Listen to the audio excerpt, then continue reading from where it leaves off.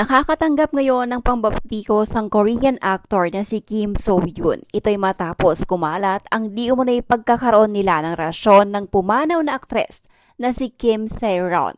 Sa gitna ng pagtanggi ng kampo ng aktor na nagkaroon sila ng relasyon ng aktres ay hindi naman naniniwala ang ilang media dahil ayon sa mga ito, totoo na nagkaroon ng relasyon ang dalawa. Mismong ang kaanak ni Kim Se-ron ang nagsabing umabot umano sa 6 na taon ang relasyon nito sa aktor.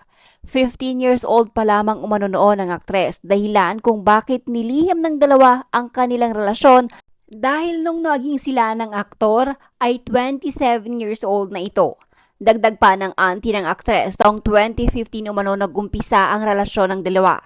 2022 naman naghiwalay ang mga ito. Kung matatandaan, taong 2022 nagkaroon ng kaso ang aktres dahil sa driver under influence ito. Samantala, naglabas ng statement ang management na kinabibilangan ni Kim So-hyun. Mariin nilang itinanggi ang mga paratang sa aktor. Dahil sa issue ngayon ng aktor ay unti-unti na nagbaback out ang ilang endorsement at tinanggal na din ang aktor sa ilang programa nito. Habang ang ibang kumpanya naman ay pinag-aaralan pa ang sitwasyon.